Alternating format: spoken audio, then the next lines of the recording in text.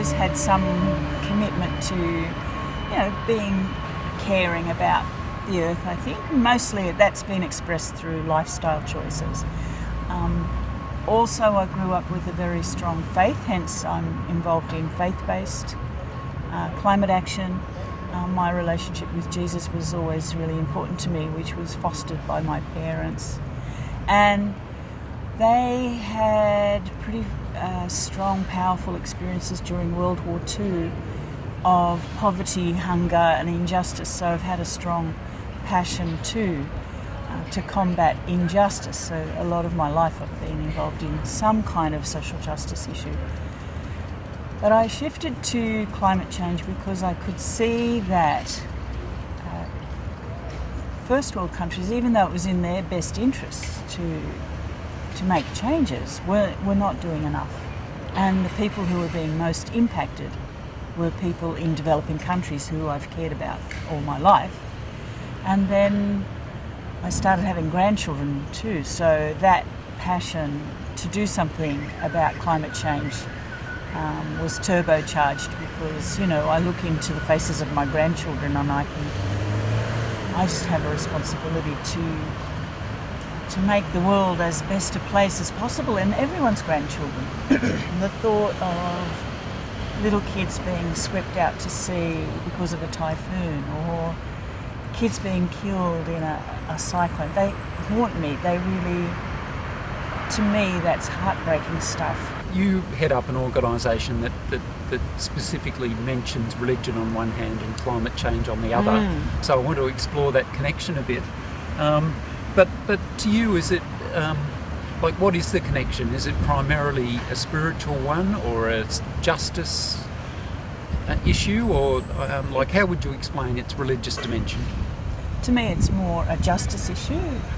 My primary commitment is to Jesus personally, and he called us to create the kingdom of God on earth, to make the world a better place, and that's what I'm following. This is part of all of that. It's not as much a spiritual issue. I don't know, maybe it is for some people. Maybe, to some extent, I'm nurtured by a beautiful environment. I think as human beings we need to care about our environment just because we're very connected with the earth. But for me it's more about justice, yeah.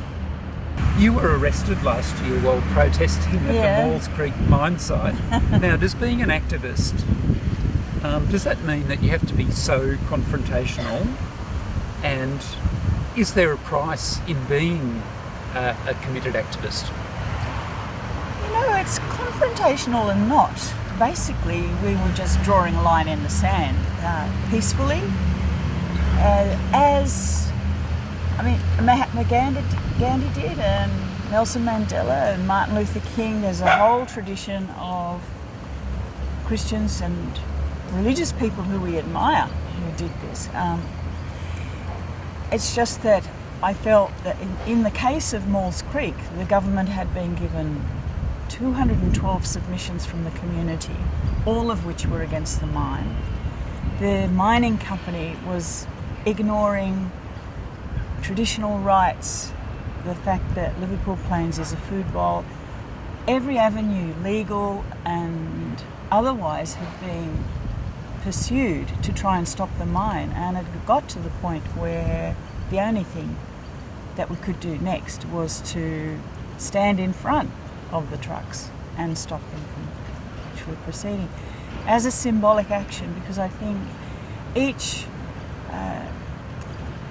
movement for social change has always had to have those people who are prepared to symbolically dramatise the importance of this message. This is not just, yes, it's important to look after creation and, and platitudes. This is real. This is, people's lives are being lost every day through climate impacts, and we are shipping the coal to other countries to help create this problem. And we're complicit. And if we're not actually standing against it, we're actually implicitly favouring it. Now, I think usually when we hear about the climate change debate, it's focused on the science But what do religion and religious groups have to offer the debate surrounding climate change? Like, is there a particular perspective? I think we have our own religious perspective. Islam can offer insights from an Islamic cultural perspective, as can Christianity, as can Buddhism. But I don't think we really have the monopoly on the moral issue, because I think the environment movement broadly is a very ethical movement. It's just that we express those commitments to a more moral response to the care of creation from our own perspective. What's important about us being involved is that we're able to do that transformational work in our own religious communities, which are, let's face it, a bit slower on the uptake than the rest of society on caring for creation. So we're able to language it, we're able to convey, we can be the messenger of this cultural and moral transformational message that needs to happen if humanity is even to survive. I think that, I don't know that we're also important in the sense that politicians are quite nervous about a very large constituency like religious people, Christians. If a lot of 67% of the Australian population is either Islamic, Buddhist, Christian, or one of the major faiths. So if we were to actually start getting quite emphatic about climate action, they would have no choice. So I think we have a part to play in this, and we're really abrogating our responsibility if we don't. There'll be a People's Climate March in cities around the world this coming Sunday, on the 29th of November, in the lead up to the UN Climate Change Conference to be held in France. But why is it important for ordinary people to take to the streets, and what does that sort of mass popular movement, what does that achieve? It's very exciting, this People's Climate March, and I'd love lots of people to come so that we can demonstrate that large numbers of people care about this issue. If politicians see just 200 people each city or 1,000, they're really going to take that as a litmus test of, people don't mind what they do in Paris. But we want to send a message that we actually want them to take the strongest possible stand in favour of climate action in Paris. That's one thing. Another thing is, why do we celebrate Easter? Easter will happen whether we celebrate it or not.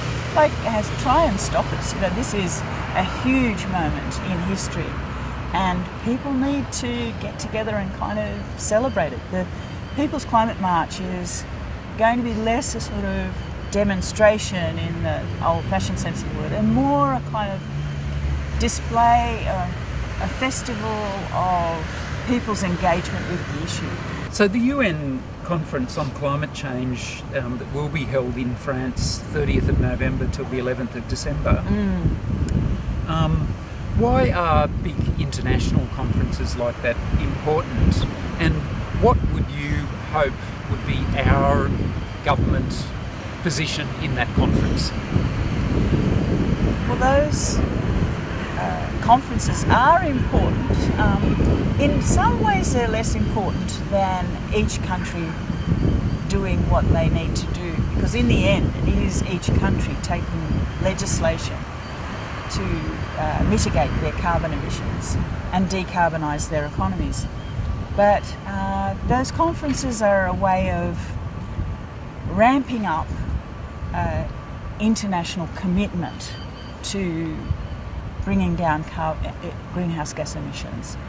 And what we'd like our government to do is to be a whole lot more ambitious. We are actually lagging well behind most developed countries in an effort to be self-interested. If we were genuinely self-interested, we would be moving to renewable energy as quickly as possible. It would be providing jobs, it would decarbonise the economy, we would be looking after our land, our water, our future.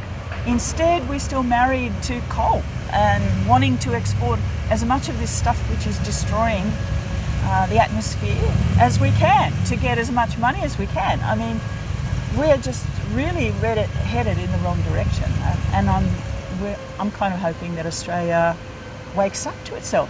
Now we have a new leadership, there's a bit more hope. Finally, are you optimistic or pessimistic about climate change? Well, if you really follow what the scientists have to say, which I do, it often terrifies me what we're facing in the not too distant future. So at one level, I'm quite pessimistic. At another, there's this thing called the resurrection, which I believe in, that this amazing presence of an almighty caring God that I have hope in, and I'm hoping somehow there will be God stepping in. I mean, we are really so not doing what we are meant to be doing that I'm hoping for a miracle of some sort, some rapid change. There are signs that things are changing, but they're not changing rapidly enough. And unfortunately, a lot of religious people are part of the problem, and I'd like to see that change.